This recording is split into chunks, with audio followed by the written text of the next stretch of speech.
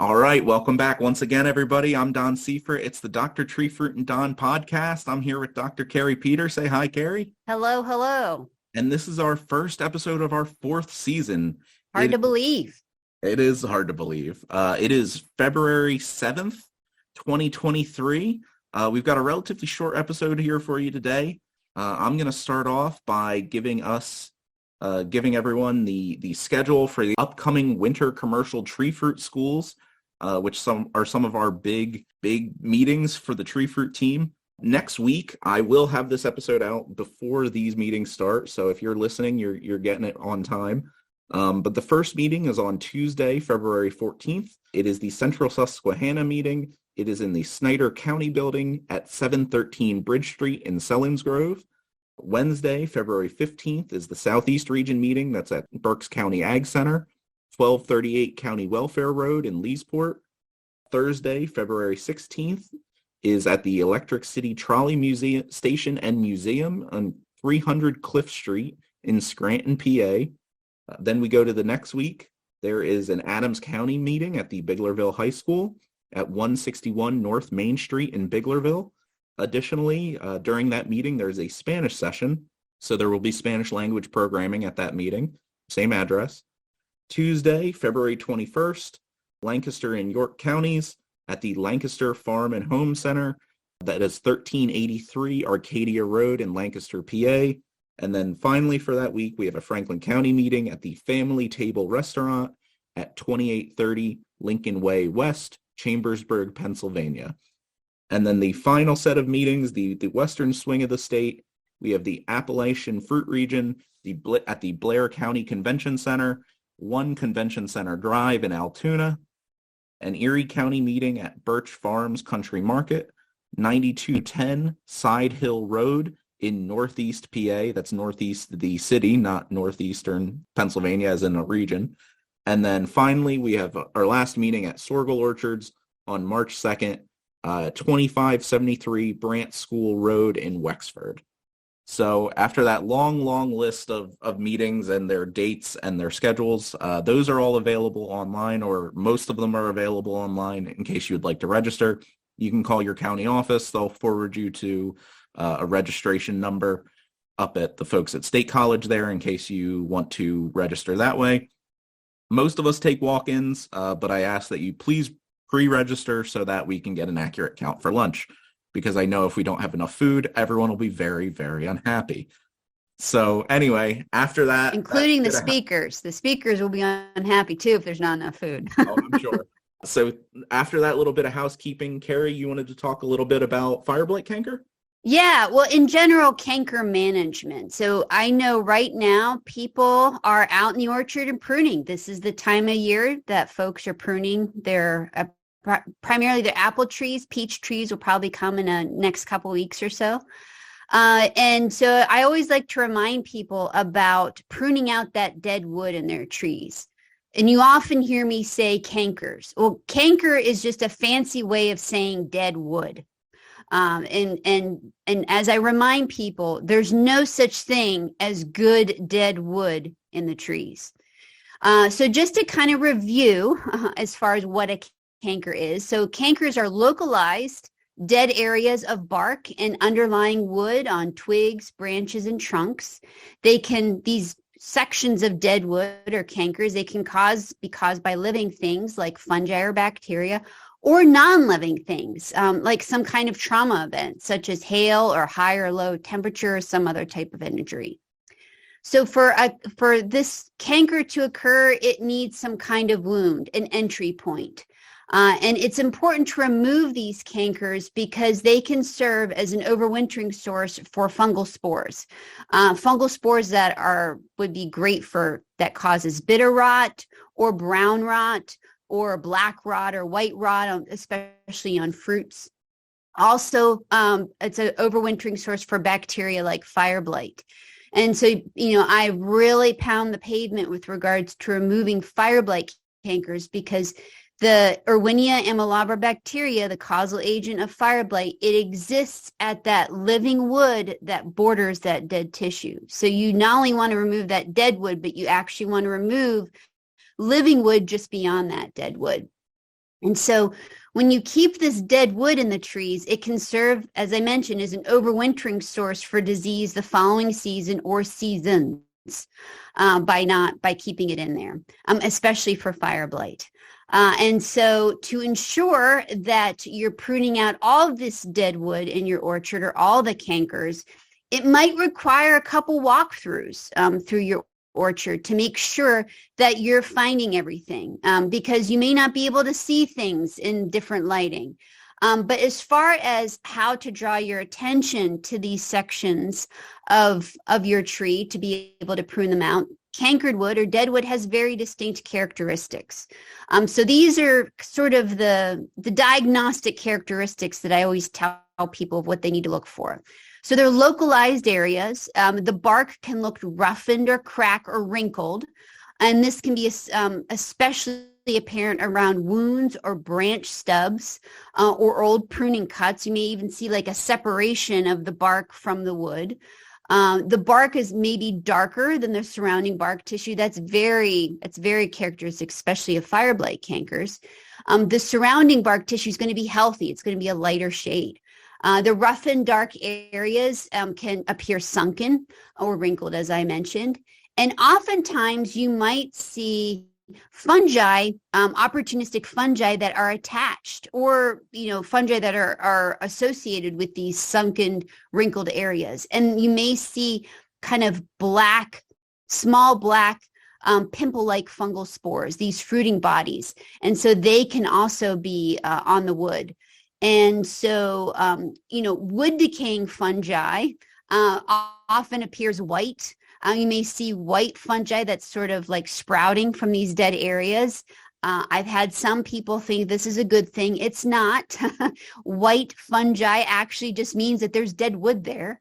So that's also, kind of helps you draw your attention to be like, oh, hey, wait, that's dead wood there because that white fungi shouldn't be there. So I need to prune that out. Another telltale sign of dead wood is a fungus called nectria, or nectria twig blight or nectria canker. And this is really bright orange. And this only grows on dead wood. This, depending on the year, depending on the amount of moisture in the orchard, this can be really very prominent. And often I call it Mother Nature's highlighter. It really draws your attention to where that dead wood is. And really the way to fix it is just pruning it out. And just to reiterate, this fungus only grows on dead wood. If this fungus is present, that means there's dead wood underneath of it. And that dead wood came first. Okay, so you don't have to worry about some kind of major infection in the orchard. That fungus is only there because the dead wood is there. And a way to get rid of it, that fungus, that bright orange fungus, is just to prune out that dead wood. In stone fruit trees, you might see gummosis that could be oozing from these dead wood regions or these cankers. And gummosis is basically a response from the tree. And it's often due to a stress in the tree or due to a fungal infection. But regardless, when there's gummosis, there's often dead wood associated to it. And again, it just draws your attention to prune out that area of the tree. When you do see cankers, especially in apple orchards where there may have been a history of fire blight, the rule of thumb is pruning 6 to 12 inches beyond that location of where you see the dead wood or where you see the visible canker's edge. If the cankers are established in the trunk, or if an infected tree is very young and it's established in the trunk, you need to make some difficult decisions. You may have to decide to yank out the tree, or you may have to stump the tree. As stumping, when we say stumping the tree, we're talking about pruning the trunk, lopping it off significantly down below. So you're creating a much smaller tree as a result. So if you don't want to remove the tree for whatever reason, this is an option. Trees do come back. But this is either remove the tree or stump the tree if you do see a canker in the center of the tree. Yes. Don, I see you've got a question. Yeah. So, Kari, when we make these cuts, do we need to sterilize our equipment? That is an Excellent question. During the winter, no. You don't need to sterilize anything during the winter because the bacteria is dormant. It's not actively moving around. The bacteria is, for fire blight, is only awake when the tree is awake. So that is, you don't have to worry about messing with anything with sterilization.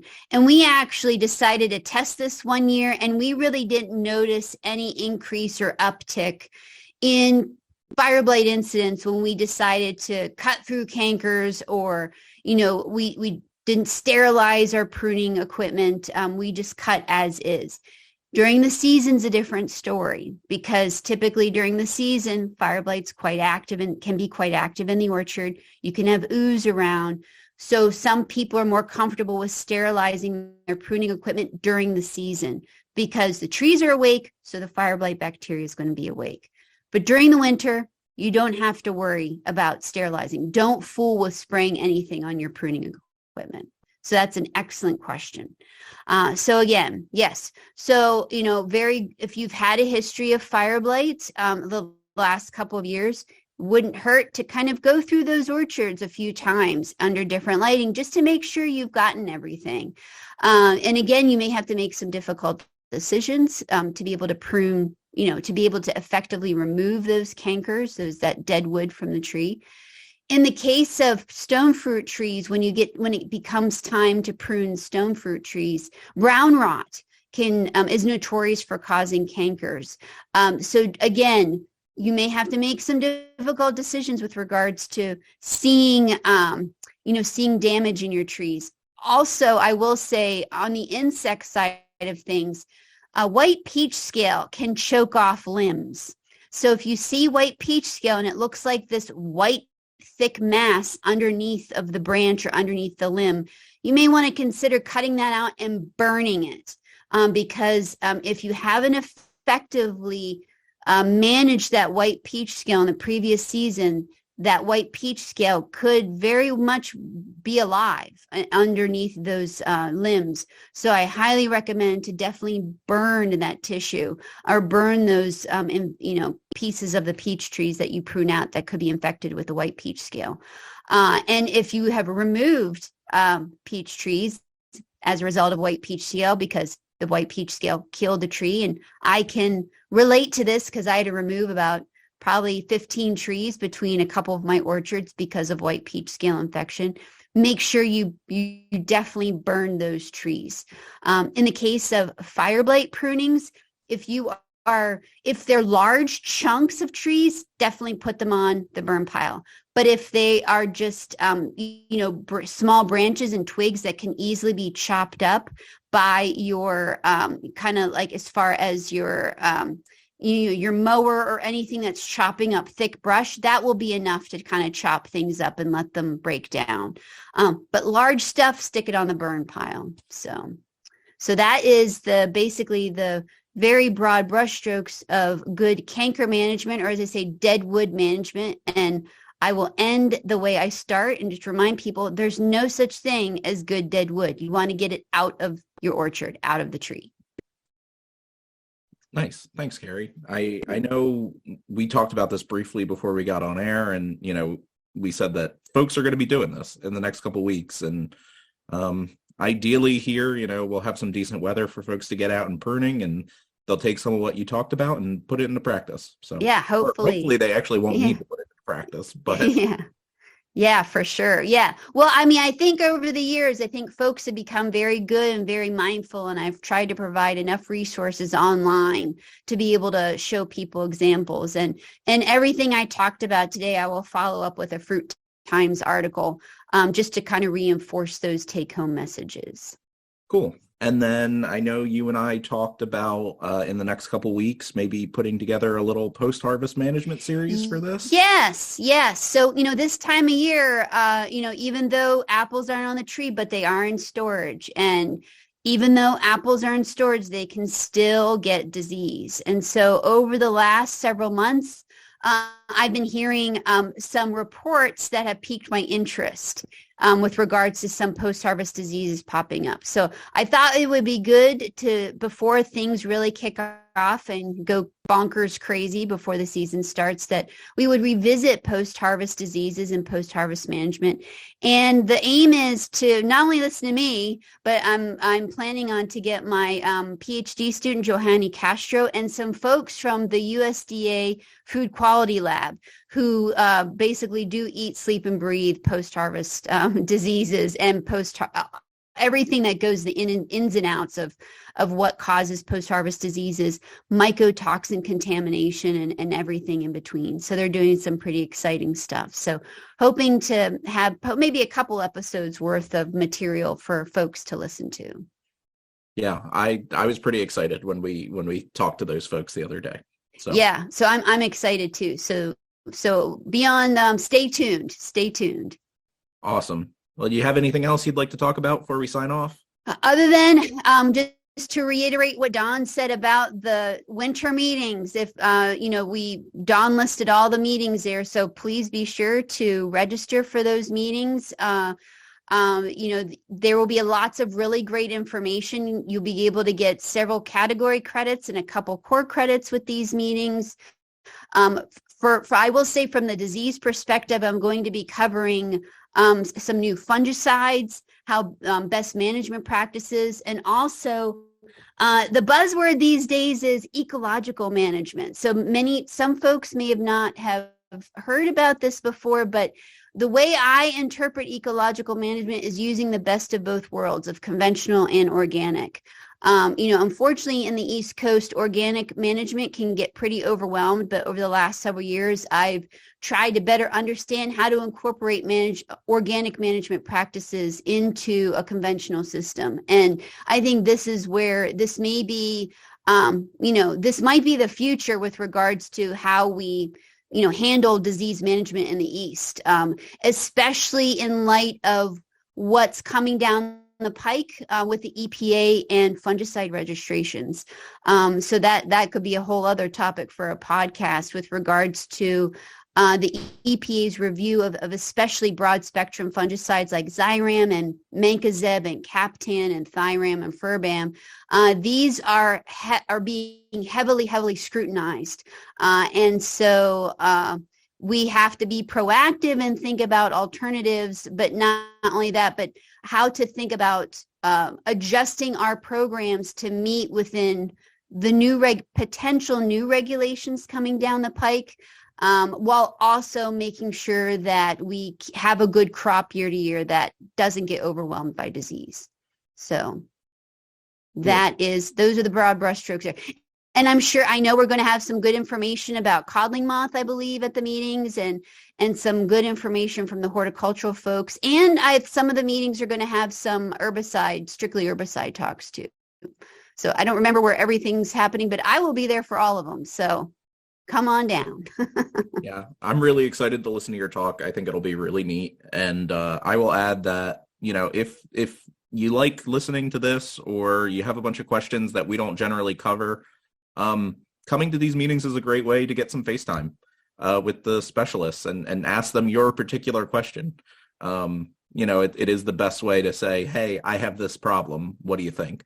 For sure. And, with these winter meetings, in many cases, just because of how big Pennsylvania is, we see folks maybe twice a year, some growers, because of distance. So I'm always open, like whatever questions you have, bring them, even if it's not connected to the talks. It's like, while I'm there, pick my brain. So, and I know that the other specialists share the same sentiment. So it's that's a good point, Don. That's a good point to basically drive home. Come with your questions. Awesome. Well, with that, we'll be seeing you folks in the next couple weeks, and say goodbye, everybody.